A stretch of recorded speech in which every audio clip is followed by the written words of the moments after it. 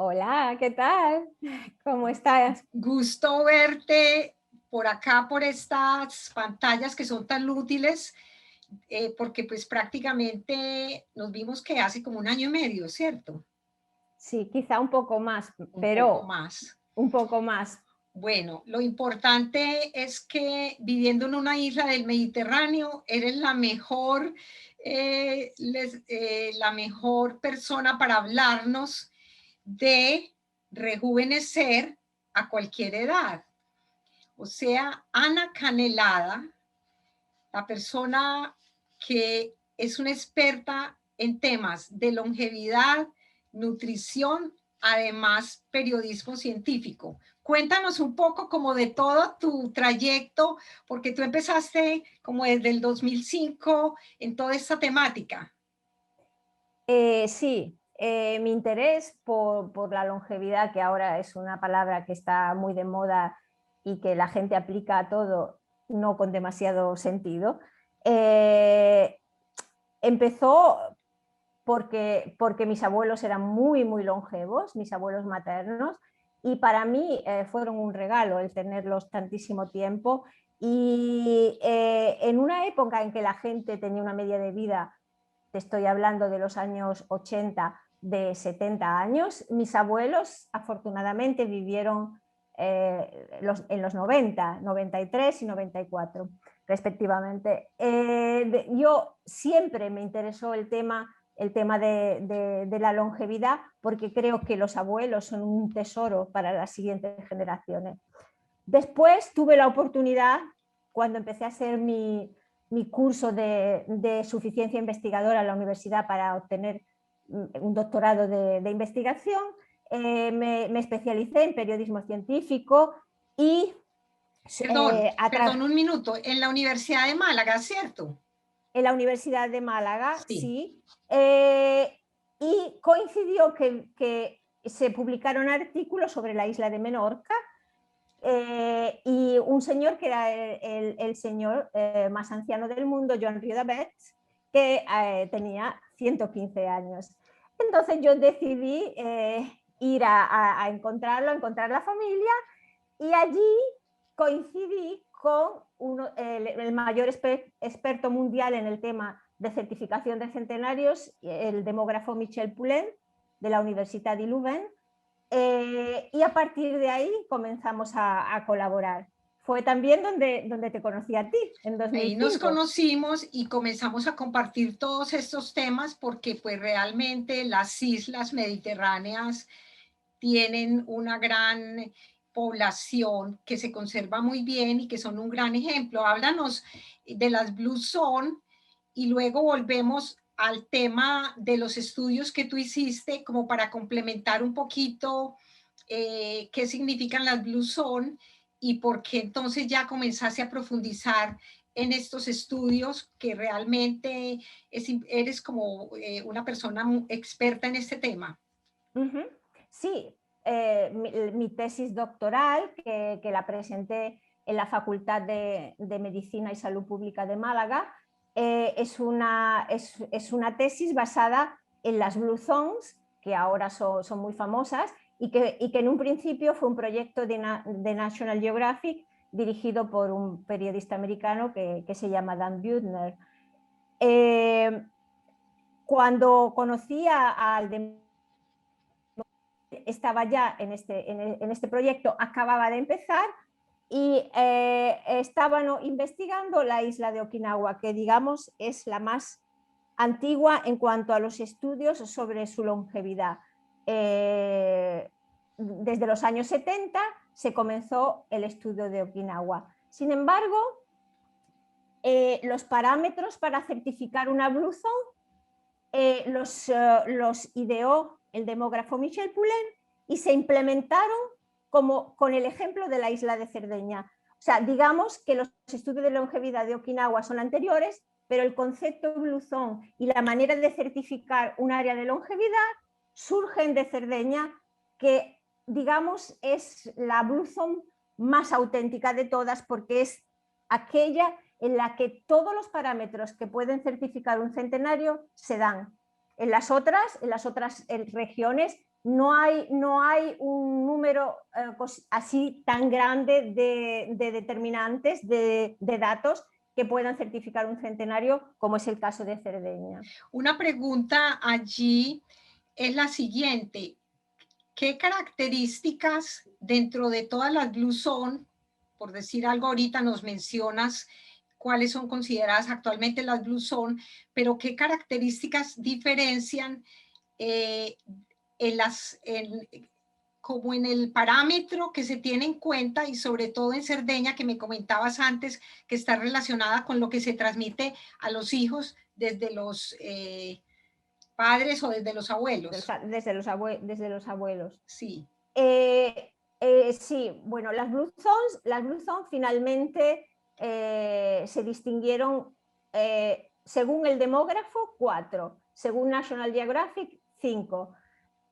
¿Por qué? Porque estas Blue Zones tradicionales son Okinawa, Cerdeña y la isla griega de Icaria y Costa Rica, la península de Nicoya. Son, digamos, Blue Zones naturales en las que los parámetros que Michel Poulain ha designado como Blue Zone se dan de manera natural. Hay una quinta Blue Zone que National Geographic decidió incluir, que no es una Blue Zone natural en cuanto a que no es una población genéticamente uniforme o una población que se ha creado de manera natural. Y me refiero a los adventistas americanos, a los adventistas que pertenecen a una religión que dicta unas normas de vida y que estas normas de vida ha hecho que estos adventistas tengan de media 7-8 años más de vida que el resto de los americanos. El problema es que la Blue Zone de Loma Linda, que es la quinta Blue Zone, es una Blue Zone artificial en el sentido de que en California van a vivir todos los jubilados del resto de Estados Unidos que practican esta religión. Por lo tanto, no es un área natural, es un área artificial. Claro. Y demográficamente, periodísticamente se puede admitir como una Blue Zone, pero demográficamente y a nivel universitario, no investigativo, no se puede admitir. Eso debemos diferenciar entre el trabajo periodístico y el trabajo universitario. Entonces, según hay 4 Blue Zone o 5 Blue Zone. El modelo para certificarlas es el que se ha utilizado en Cerdeña, porque en Cerdeña, aparte de tener el registro civil general, y después, al ser la religión una cosa muy importante en la vida del ciudadano, son todos los datos de la persona desde el bautismo, tenemos 2 cosas ya que certifican la edad de la persona, pero existe un tercer registro, que es el registro que se hace en el municipio, con lo cual es la zona de las Blue Zone la que más datos fidedignos tiene para certificar un centenario de todas. Y entonces el modelo que yo lo explico en mi tesis surge de la isla de Cerdeña. Después, el tema de Cerdeña como modelo, mi tesis habla de que es un modelo intergeneracional. El título de mi tesis es Blue Zone de Cerdeña. ¿Puedes mostrar el libro? ¿Puedes mostrar el libro? Este es el libro. ¿Que se consigue dónde para las personas que estén interesadas? Ese es mi libro de tesis doctoral y se puede conseguir en internet. Tú entras en internet. Perfecto. Luego damos el link. Sí, es en español y espero que la traduciré al inglés, porque hay mucha gente que me está pidiendo los datos y que están haciendo tesis a su vez, sea en Costa Rica, sea aquí en Cerdeña, que están siguiendo mi tesis, porque ha estado la primera tesis que se ha hecho sobre el tema de las Blue Zone. Te hago una pregunta ahí, paréntesis, porque yo me acuerdo que dentro de las muchas investigaciones que has realizado, tú no solamente visitaste las Islas Blue Zone, sino que me acuerdo que fuiste a Cuba. ¿Qué pasó con Cuba para no ser considerada Blue Zone? Porque pues de todas maneras allá también se maneja el tema de longevidad de cierta manera, o hay otros sitios que sin reunir los parámetros. Entonces, como para que las personas entiendan también que hay otros lugares que posiblemente no son populares, pero que también reúnen condiciones, o sea, que nos hables un poquito de eso. Exacto, por ejemplo Menorca, que fue la primera, era interesante, pero el número de población no era suficiente para crear una estadística. En el caso de Cuba se daban todas las circunstancias para poder certificar una evolución.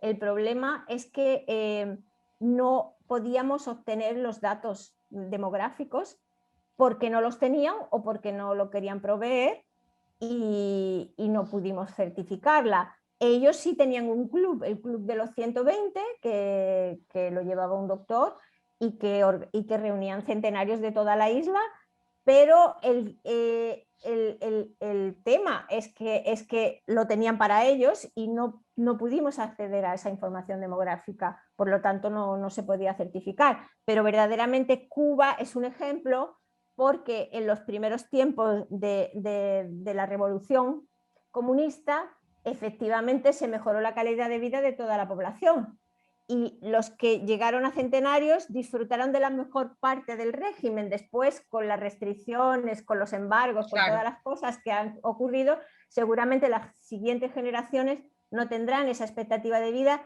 que han tenido estos centenarios, que están increíblemente mimados por el régimen, porque son un ejemplo de cómo usando la salud pública básica se mejora la expectativa de vida con un intervencionismo mínimo, porque si tú sigues unas reglas de vida claras, en el sentido de respetar las tradiciones, de vivir en un ambiente natural, basta con la medicina básica, es decir, antibióticos en el caso de una infección que eviten una muerte temprana, tú llegas a esas edades de 100 años mucho más fácil que con cualquier otro tipo de intervencionismo, simplemente con la medicina básica y un buen estilo de vida.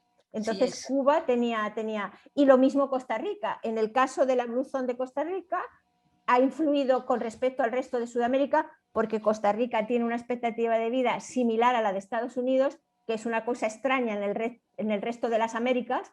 ¿Por qué? Porque en los años 50 abolió el ejército y eso permitió invertir en salud pública. Y la salud pública básica es fundamental para la longevidad. No existen centenarios donde no hay salud pública básica, donde no hay médicos de base. Sin embargo, la medicina intervencionista de Estados Unidos, que es una medicina basada en la ganancia económica, ha hecho que la gente esté enferma, porque es un intervencionismo innecesario en el que se abusa de las medicaciones, de los tratamientos y de los diagnósticos.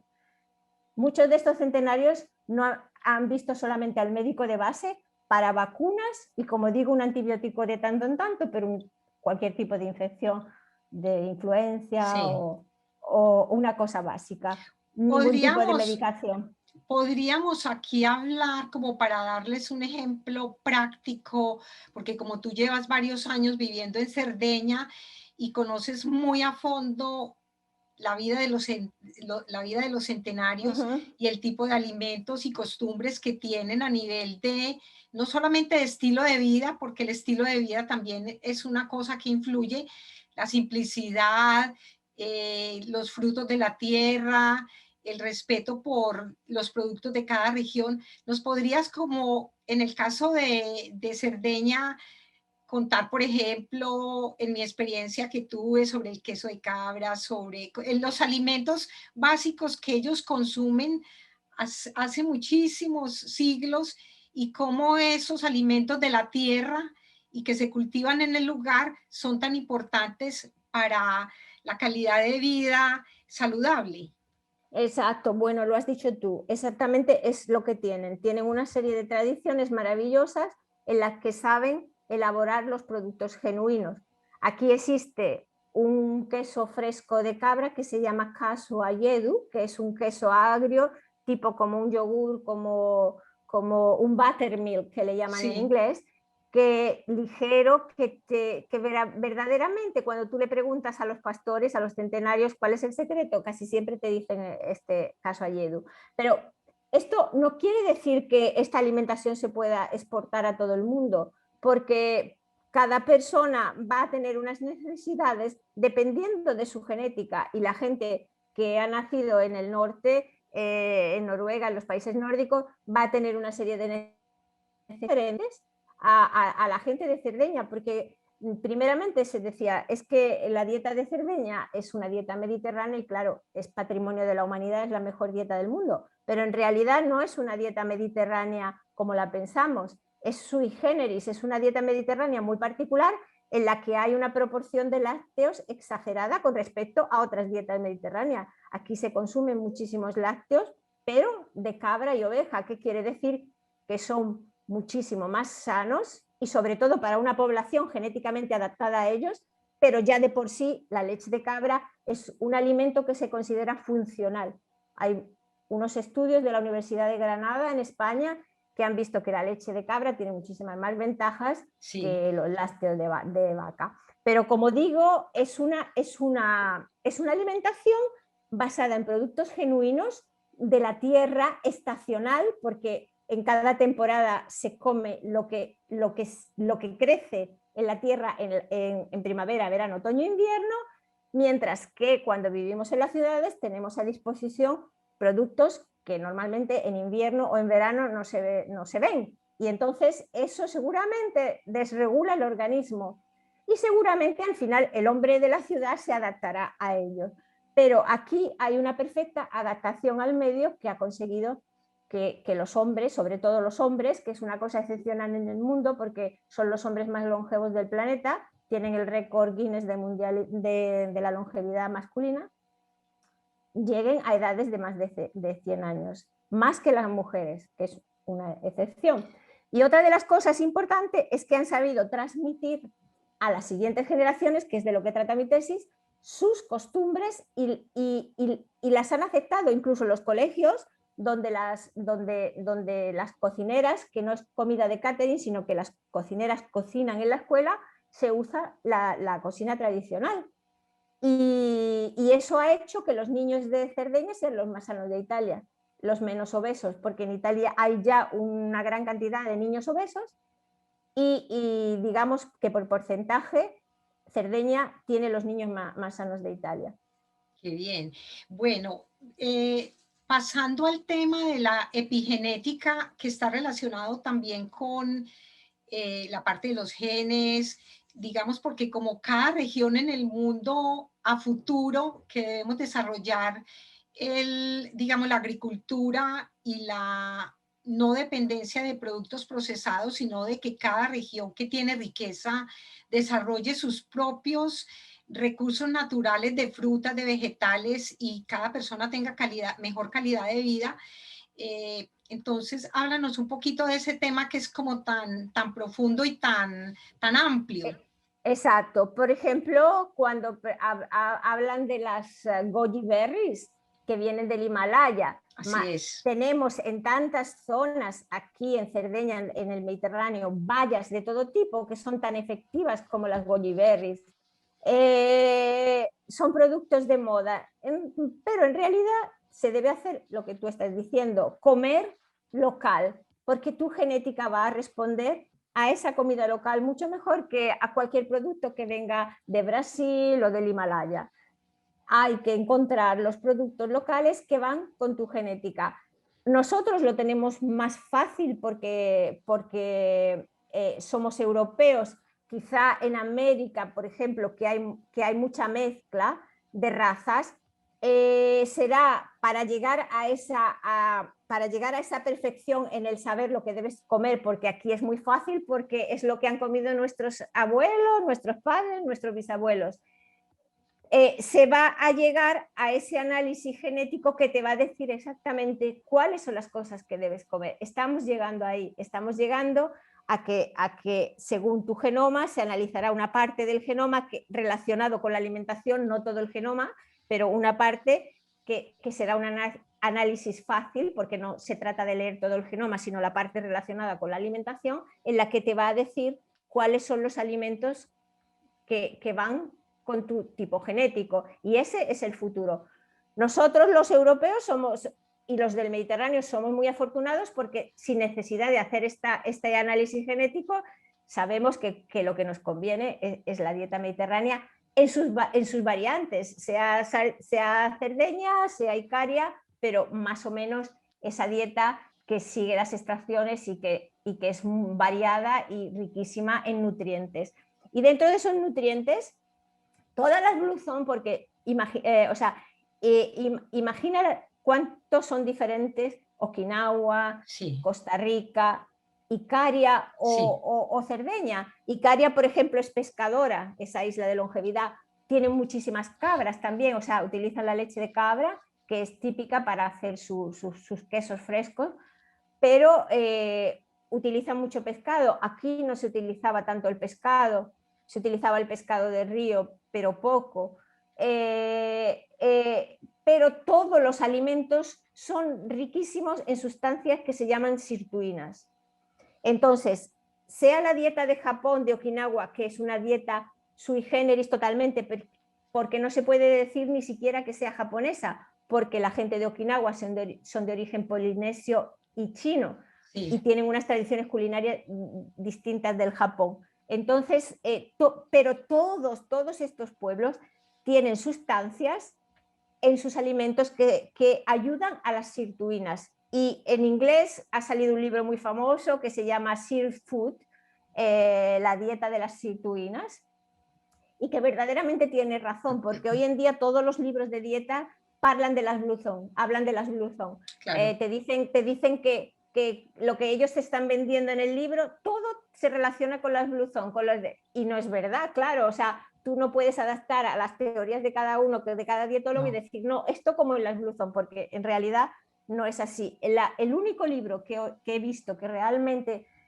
estoy de acuerdo es el Sí, libro de las sirtuinas, porque sea en Japón, que utilizan alimentos totalmente distintos de los de aquí, o sea en Costa Rica, todos esos alimentos son ricos en sirtuinas. Las sirtuinas son unas proteínas enzimáticas, son unas enzimas que ayudan a regular los procesos metabólicos, y dentro de la genética tienen un efecto epigenético positivo. Quiere decir que tú puedes modificar tu genética de manera positiva, y se llama epigenética del estilo de vida, del ambiente y de la alimentación. Y en este caso, la alimentación es rica en estas sirtuinas. Las sirtuinas son normalmente alimentos de origen vegetal que influyen, como digo, en todos los procesos metabólicos del organismo y ayudan a evitar que se acorten los telómeros. Entonces, por ejemplo, te estoy sí, diciendo aquí se encuentran lo que le llaman ophiki de India, que es el higo chumbo, que sí. es Ah, el una higo. fruta Sí, maravillosa. sí, Entonces los pastores, cuando hacían la transhumancia, cuando caminaban, sí, el corbezzolo, que es el madroño, frutas del bosque, setas selváticas. Las sí. setas son ricas en betaglucano, que son fuente increíble para incrementar la inmunidad, para el sistema inmunológico. El finocchio selvático, que son los hinojos, o sea, tenían una gran cantidad de variedades, sean las hierbas para hacer infusiones, por ejemplo, en Okinawa es el té verde. Todas estas, basta buscar en internet alimentos ricos en sirtuinas. Entonces, todas estas poblaciones tenían alimentos ricos en sirtuinas, cada uno las suyas, y eso ayuda a evitar el acortamiento de los telómeros. El acortamiento de los telómeros es una de las principales causas del envejecimiento. La otra, Hago una interrupción allí porque sí, como no hay tiempo de hablar sí, de las nueve, digamos, sí, las características. Sí, hay 9 cosas, llamémosle cosas, digamos, que influyen en el envejecimiento, que desregulan el organismo y el organismo comienza a envejecer. Dentro de esas 9, yo quiero destacar 3, que es, hablemos por de ejemplo, tres que sean importantes, ya que no hay tiempo, pero para que las personas tengan una ligera idea, porque digamos esto es una introducción al tema, es un tema extenso, pero es importante estos puntos porque cada región de la Tierra tiene que reconocer cuáles son los recursos que la naturaleza da y cómo mejorarlos, porque de aquí en adelante prácticamente lo que nos va a salvar a nivel de bienestar y de calidad de vida es que la madre tierra nos brinde esto y que mientras más natural nos alimentemos, pues más rejuvenecimiento o más salud vamos a tener. Entonces, ¿cuáles serían estas tres Pues características? por ejemplo, hablando de las sirtuinas, Sí. lo que consiguen es darle una estabilidad al genoma. El genoma se desestabiliza con la edad. Entonces, se produce una reparación y un mantenimiento del telómero. Hay después un silenciamiento genético de las expresiones negativas. Es decir, la epigenética se expresa en manera positiva. Y después hay una cosa muy importante que es la basura celular, que le llaman en inglés senescence cell, células envejecidas o senescentes. Este fenómeno, digamos que es el que más claramente hace que se vean los efectos de la edad, porque produce un endurecimiento de todos los tejidos, una rigidez que quita toda la flexibilidad que produce las arrugas. Y esta basura celular se produce por un encolamiento, por una especie de pegamento que se crea cuando el organismo ya no es capaz de digerir bien los alimentos y de eliminar las células viejas. Se produce una unión entre los carbohidratos, las proteínas y las grasas que dentro del organismo se forman una especie de pegamento celular que impide que el organismo funcione como funcionaba cuando era joven. Por ejemplo, ¿cómo se podría evitar a nivel entonces preventivo? A nivel exacto. preventivo. Todas estas culturas blusón hacen tipos de ayuno intermitente, porque sea por religión, como es en el caso de Icaria, los ortodoxos, los cristianos ortodoxos tienen 135 días de ayuno al año. Eso no quiere decir que no coman en esos días, quiere decir que toman alimentos que son, digamos, ligeros y limpios, digamos, entre comillas, en el sentido que dejan respirar el organismo, más vegetarianos, quitan la carne, quitan alimentos pesados y utilizan alimentos ligeros.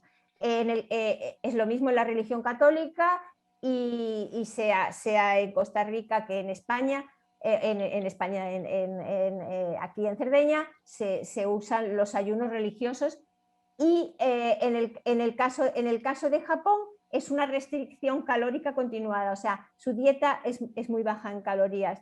Pero en este caso la longevidad es de las mujeres y claro, para mantener un número de calorías tan bajas como es en el caso de Okinawa, es mejor ser mujer, porque un hombre tiene necesidades calóricas más amplias y seguramente no va bien al organismo masculino hacer la restricción calórica que se hace en Okinawa. Digamos que va bien a un organismo que, aparte, porque la gente de Okinawa son de una talla muy pequeña y sí. el mantenimiento es menor. Entonces, el tema de los ayunos hay que tener mucho cuidado, porque es verdad que es capaz de quitar esa basura celular, pero hay que saber hacerlo.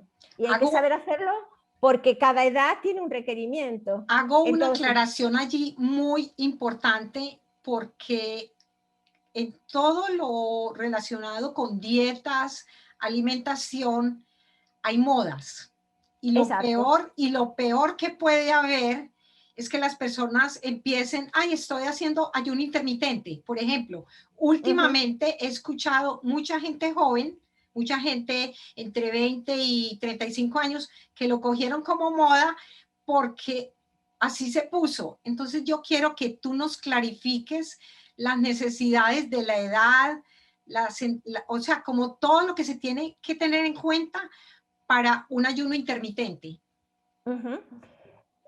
Cuando una persona está en edad de crecimiento, por ejemplo, tú puedes hacer tú puedes hacer en tu casa, si tú tienes una familia, un ayuno intermitente, pero no puedes implicar ni a tus padres que viven contigo, que son ancianos, ni a tus hijos que están en crecimiento, porque tienen unos requerimientos totalmente distintos. Cada parte de la vida, cada periodo de la vida tiene requerimientos nutricionales y no se puede jugar ni cuando los hijos están creciendo ni los ancianos, porque a partir de 65 años es muy importante aportar las proteínas necesarias cada día, porque si no se produce la sarcopenia, que es la pérdida de masa muscular, y a partir de ahí no solo la pérdida del músculo, sino fracturas y la muerte, ¿no? Porque se pierde también la masa ósea. Ahorita Entonces, más adelante hablamos de eso, porque mucha gente pregunta sobre qué productos consumir para no perder la masa muscular, porque entonces allí es donde la gente se confunde. Sigamos con lo del ayuno.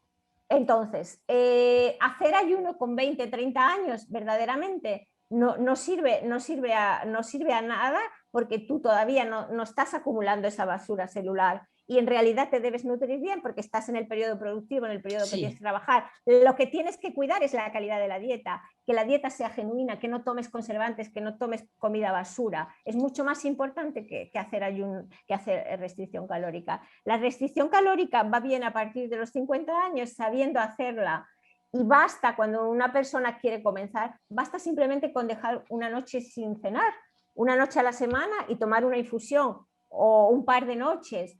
Y para mí, de todas las que están de moda, quizá la más efectiva y la que se puede llevar mejor y menos dañosa sería la de la franja horaria, es decir, dejar un ayuno de 12 a 14 horas. Antes, habitualmente se hacía así. Tú ibas a dormir y dejabas 12 horas hasta que tomabas el desayuno al día siguiente, porque la gente iba a dormir temprano. Entonces esas 12 horas era una cosa tradicional. Ahora es más difícil con el ritmo de vida que llevamos, pero el ideal sería dejar esas 12 horas, que era la manera natural. Si tú quieres incrementar un poco más ese efecto de limpieza del organismo, puedes dejar hasta 13, 14 horas. Es decir, cenar temprano a las 6 de la tarde y desayunar dejando el margen suficiente que pasen esas 13, 14 horas. Hago una pregunta aquí intermedia dentro de la parte del sueño y las horas de sueño, y también lo relacionado con las mejores horas pongamos, de los alimentos de la mañana, o de cómo se manejan los horarios relacionados con el sueño, porque eso también influye en la parte del rejuvenecimiento. Absolutamente, el sueño es una de es la regeneración total, sea mental que física. Favorecer ese sueño, que debe ser mínimo de 8 horas profunda, en el que idealmente se debe soñar, para verdaderamente regenerar el cerebro. ¿Cómo se favorece? Se favorece desde luego haciendo una cena ligera, o una cena más ligera que el almuerzo, en la que tú dejes al menos 4 horas antes de ir a dormir, o 3 horas como mínimo. Eso es fundamental. Fundamental. Y a partir de ahí te puedo decir que la mayoría de los centenarios las cenas ya las hacen como los niños, porque el cuerpo vuelve a ser como en la infancia. Tú tienes necesidad ya de alimentos que los digieres con mayor facilidad, que te dan calor y sobre todo que te dan proteína fácil de digerir y con aporte de calcio. En el caso de que no tengas ninguna intolerancia, me estoy refiriendo a los lácteos. La mayoría de los centenarios toman por la noche el vaso de leche de cabra, porque aquí es la que se utiliza, por la noche, sea con un poco de cereales, con pan, una cosa ligera. Pero se ha visto que en Japón, que no tenían la costumbre de tomar lácteos, y los asiáticos son intolerantes en general, se ha visto que los ancianos a partir de los 70 años, incluso los asiáticos, desarrollan las enzimas para poder digerir los lácteos, porque en el momento en que te fallan los dientes, te falla la masticación, te fallan las fuerzas, tú vuelves a la infancia, y el lácteo es un producto ideal para mantener el organismo a partir de los 70 años, y se ha visto que la expectativa de vida de Japón, de los ancianos, ha mejorado son estudios que se puede uno no estar de acuerdo, pero muestran una mejora en cuanto a la expectativa de vida. Entonces, cada edad va a tener unos requerimientos, porque no, seguramente una persona de 20, 30 años, incluso 40, a lo mejor no se va a conformar con un vaso de leche con pan integral y cereales y avena y Sí, una fruta. pero yo diría que aquí es importante decir que el rejuvenecimiento también depende de cuidarse de acuerdo a los requerimientos de cada edad. Exacto, exacto. Ese es el punto. Y La es una clave. cosa en la que los médicos y los nutricionistas no están haciendo hincapié, porque están saliendo libros de dieta que si una persona, una señora se compra el libro y decide meter a toda su familia, le está haciendo un daño enorme a sus hijos, le está haciendo un daño enorme a las personas que viven con ella, porque a lo mejor ella con 30 o 40 años puede resistir ese tipo de dieta, pero el resto de las personas de la familia no. Entonces, una cosa que los médicos y los nutricionistas, los médicos porque primero no tenían ni idea de nutrición y no estudiaban nutrición en la universidad, pero ahora ya se están dando cuenta que es absolutamente necesario y lo están haciendo. O los nutricionistas deben hacer hincapié que en una familia se debe regular las dietas de acuerdo a las etapas de la vida, y esto antes, antiguamente, lo hacían las mujeres por pura intuición, por pura sabiduría popular. Sabían que al hijo en crecimiento se le debía dar más proteína que a la hija, que tenía menos requerimiento en la adolescencia, porque el hijo hacía deporte, la hija Así tenía era. una...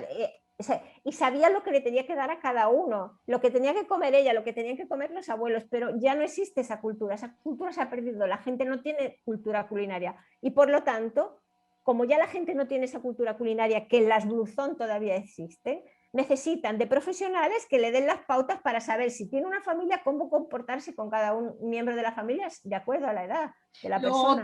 Lo otro para agregar allí es que cada cuerpo tiene necesidades distintas, Absolutamente. porque hay muchas personas que dicen, ay, voy a hacer la dieta keto, voy a hacer la dieta tal, voy a hacer la ayurvédica, voy a hacer tal cosa, y no tienen en cuenta el escucharse, Exacto. el saber también de dónde vienen, cómo crecieron, cuáles son los alimentos convenientes. Entonces, háblanos un poquito de eso, porque a mí me parece que cuando ya la persona toma determinaciones con respecto a qué es lo más conveniente para hacer alimentación preventiva de acuerdo a la región donde viva, es importante considerar escuchar el cuerpo.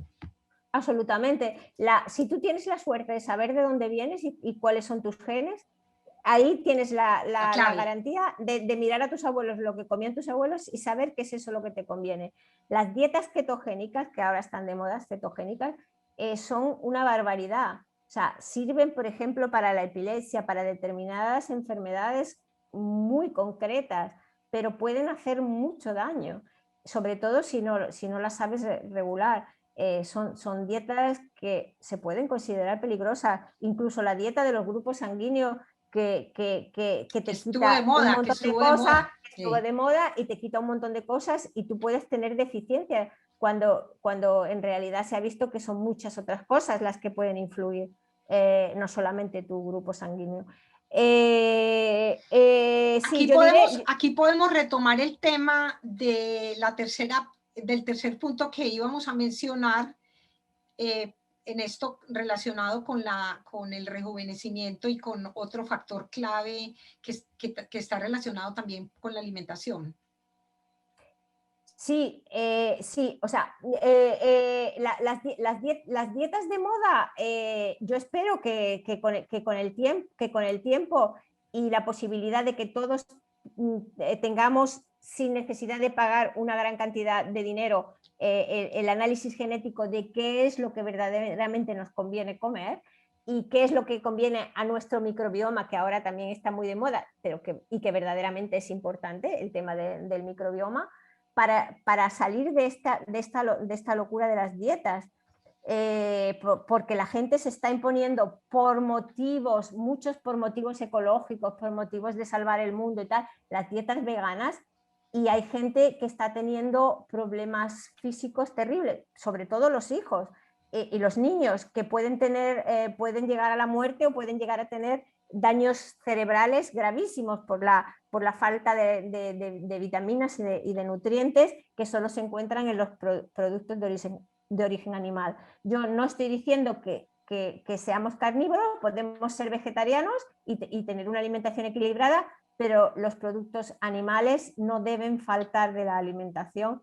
No, si no quieres comer carne, no es necesario, pero lácteos o huevos debes incluirlos, porque si no la alimentación es muy deficitaria y se puede intentar compensar con suplementos, pero no es justo dar a un niño en crecimiento suplementos cuando le puedes dar alimentos. No es justo.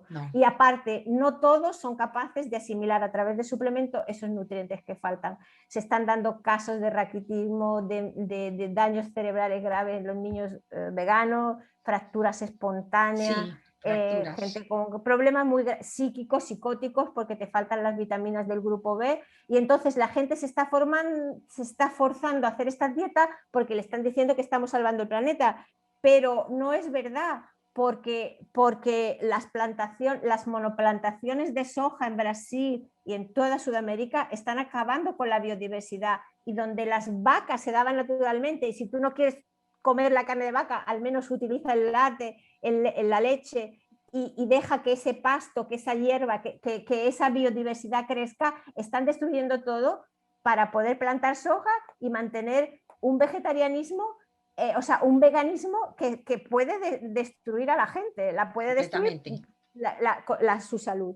Entonces, por ejemplo, en el caso de las personas mayores de 65 años, sí, que empiezan a tener unas carencias, sobre todo en los dientes, los huesos y la pérdida de músculo, como tú decías, ¿qué tipo de alimentos o de nutrición podrían ellos complementar para llegar a viejos con calidad de vida? Exacto. Nosotros en nuestros artículos hemos mencionado Walter Longo, que es muy famoso en el tema del antienvejecimiento y ha creado el mimo de Juno, la dieta mimo de Juno. Walter Longo dice que el exceso de proteínas durante la edad media, una vez que has dejado de crecer, que ya no estás en la adolescencia, hasta los 65 años, es mejor no abusar de las proteínas, porque la proteína, si tú excedes, puede tener un efecto de envejecimiento. Sin embargo, este efecto se anula completamente a partir de los 65 años, y es necesario ahí incrementar las proteínas de calidad, y las proteínas de calidad son de origen animal. No. Por ejemplo, entonces, si tú no quieres exacto, pescado, lácteos, huevos, lo importante es que sean ecológicos. Claro, si tú no quieres comer carne, no es necesario. Es verdad que la carne tiene un efecto cancerígeno, y que durante la edad media de la vida, digamos de los 25 a los 60 años, es mejor quizá no abusar, porque tienen un efecto promotor del cáncer. Otros productos de origen animal no lo tienen. Tú tomas huevos de calidad, lácteos fermentados, como el casualledu que te he dicho, sí, tipo yogur, son fundamentales para mantener la integridad del organismo a partir de los 65 años. Y de hecho, él que promueve dietas bajas en proteínas para evitar el envejecimiento, dice que no son factibles a partir de los 65 años. Entonces, y por ejemplo, para el incremento de la masa muscular, porque muchas personas también disminuyen la actividad física, pero al mismo tiempo que no se vean afectados. Exacto, se disminuye la actividad física, pero manteniendo una actividad física de caminar, por ejemplo, y manteniendo un buen aporte proteico, se puede intentar evitar esa sarcopenia o esa pérdida de masa muscular, que conlleva luego la pérdida de masa ósea, porque, como sabes, una cosa estimula a la otra. Tú estimulas la musculatura, haces crecer el músculo, y ese músculo activa la capacidad del hueso de crecer. Claro, sí. Entonces, cuando se pierde la masa ósea, ese hueso se disminuye y se pierde. Entonces, es una cosa que va conjunta, y la manera es una actividad mínima, si no puedes hacer pesas, si no puedes ir al gimnasio, al menos caminar, hacer ejercicios básicos diarios y tener un aporte proteico. Claro. Y así es la manera de evitar fracturas, porque la vejez, el problema, ya lo sabemos, son las fracturas. Claro, porque rejuvenecer con calidad significa también que las personas no se vuelvan sedentarias, sino que las personas aprovechen el respirar oxígeno, el salir a caminar, porque para mí caminar es el ejercicio más fácil, no cuesta y adicionalmente, pues el cuerpo necesita movimiento. Entonces es también un complemento a la dieta y complemento a cualquier edad, porque pues obviamente el ejercicio siempre debe estar incluido como preventivo de cualquier deficiencia de salud. Absolutamente. Ya el hecho de salir, estar al aire, respirar el aire puro, intentar ir a zonas donde el aire no está contaminado, es una manera de mantener la salud, porque es importante también recibir la luz, o sea, salir La luz fuera, del recibir la sol, luz para claro. luego poder dormir bien y poder generar la melatonina. La melatonina. Hablemos de eso un poquito, de la melatonina, porque también hay muchas personas que por pérdida de melatonina no duermen bien. Digamos, escucho muchas quejas. Claro, la melatonina, para tú crearla necesitas salir, lo que estábamos diciendo, salir, pasear, exponerte a la luz del sol. La luz. Bueno, otra cosa súper importante es la vitamina D. Sí. La vitamina D, que la debes tomar del sol, y sea la vitamina D que la melatonina, si tú no tienes la posibilidad de salir. Otra cosa es también la meditación. Cuando uno camina está meditando, que es súper importante. Fundamental. Para meditar no hace falta que te pongas en postura de yoga. Salir y andar y caminar es una manera de meditación. Entonces, ¿qué cosas se obtiene cuando uno sale y hace ese mínimo ejercicio fantástico que es caminar? Vas a tomar la vitamina D si hay sol y vas a estar expuesto a la luz para luego por la noche poder segregar esa melatonina. Si tú no tienes esa posibilidad, tienes que suplementarlo. A partir de 65 años, si tú no tienes esa posibilidad, porque como se ha visto en el caso de COVID, las personas que tenían deficiencia de vitamina D son las que han sufrido más el COVID con mayores consecuencias, incluso la muerte, porque eran bajos en vitamina D. Entonces, si tú no tienes la posibilidad, debes andar a un médico que te controle los niveles y tomarte el suplemento de vitamina D, que al menos el nivel básico de vitamina D se alcance en el organismo. En cuanto a la melatonina, la suplementación la recomiendo también porque es bastante, o sea, es inocua en general, no produce problemas físicos y suplementándola ayuda a regular el sueño en una manera similar a como se soñaba cuando uno era más joven. Entonces, en el caso de que uno no tenga la posibilidad de hacer esta actividad física y exponerse a la luz, suplementar con melatonina es importante para recuperar ese sueño. Claro.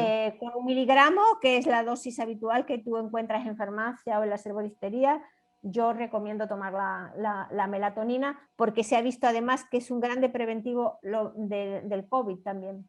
O sea, se han hecho estudios y se ha visto que prevenía, la gente que tenía un buen aporte de melatonina prevenía también el COVID. El tema es que son cosas que tienes que hacerlo con un profesional. Yo puedo decir que estoy de acuerdo, que me parece bien, pero deben ser controladas por un profesional. Así es. Pero lo recomiendo muchísimo, vitamina D y melatonina, porque son las bases para mantener la vejez. O sea, la vitamina D mantiene los huesos sanos, evita las fracturas, y el sueño evita la demencia senil y la pérdida de memoria y las cosas que hacen ver la vejez claramente cuando uno tiene problemas de ese tipo. Ana, antes de terminar, porque el tiempo nos ha volado con este tema son muchas cosas. Tan fundamental. No, es que es un tema de vida, es un tema digamos, de energía, es un tema de actualidad además por el cambio que estamos viviendo. Entonces, como una última recomendación para los momentos que estamos viviendo, donde a veces hay limitaciones, entre comillas, digamos que no sabemos hasta cuándo van a durar, pero como una recomendación, así sea que las personas se encuentren en sus casas, pero que mantengan como esta rutina o esta disciplina de cuidarse. Sí, Que no es fácil con toda la ansiedad que ha producido sí, el tema del COVID, porque no todo el mundo, y con los lockdown, no todo el mundo tenía la posibilidad de salir y estar en contacto con la naturaleza, y eso ha creado una ansiedad que es verdaderamente dañina, dañina. y no es fácil para las personas que no tienen un espacio donde salir, porque tú, por ejemplo, donde tú vives, tienes la posibilidad de salir y ver la naturaleza, yo también, pero las personas que están encerradas en apartamentos en ciudades con los niños han vivido una experiencia que a nivel psicológico es muchísimo más dañina que a nivel físico, y no sé cómo se podrá superar. La recomendación es que en el momento que sea posible salir libremente, que uno mire atrás y vea qué cosa es horrible estar encerrado en una casa, y implemente las actividades positivas de estar al aire libre, de hacer el esfuerzo de salir y cuidar su salud.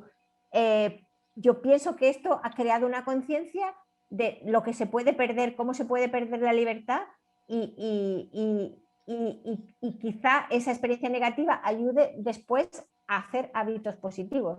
Claro.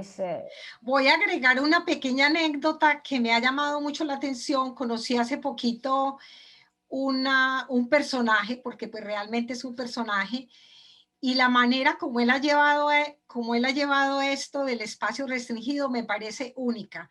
Él es, digamos, soltero, se cuida, es lleno de vida, es energético y ha creado en sus espacios distintas atmósferas. Digamos que él se dedica a vender hamacas, o sea que es un tema bastante lúdico, pero lo que ha creado en sus espacios es, por decir algo, en estos días me dijo, mira, te voy a presentar el mar que tengo aquí, las hamacas y todo el ambiente de costa.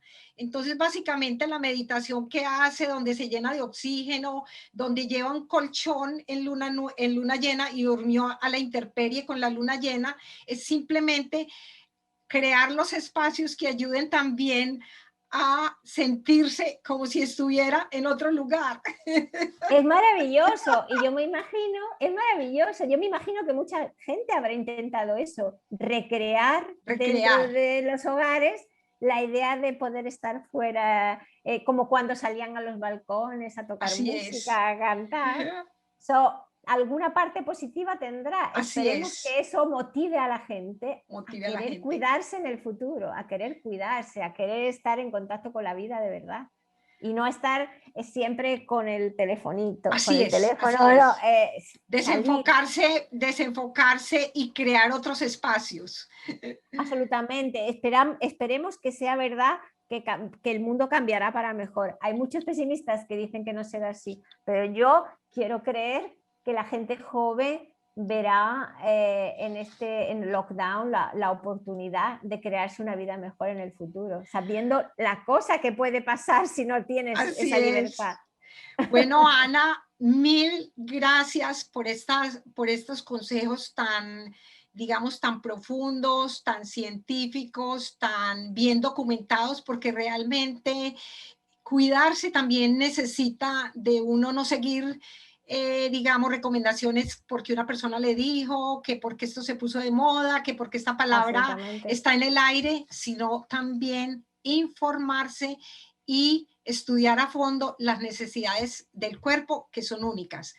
O sea que yo también te lo agradezco a ti, porque gracias a ti, a personas como tú, se puede difundir al menos un poco de cordura en esta cordura. locura exacto, para que la gente no se sienta perdida en tanta información, porque no todos tienen un doctorado en salud pública, no tienen otras actividades, y no pueden tener los conocimientos que tenemos nosotros, pero si podemos compartir un poco de ese conocimiento gracias a ti, a lo que tú estás haciendo, al menos le das a la gente la posibilidad de tranquilizarse y no entrar en pánico con tantas ofertas de locura que hay en Internet. Así es. Así que estás haciendo una labor buenísima.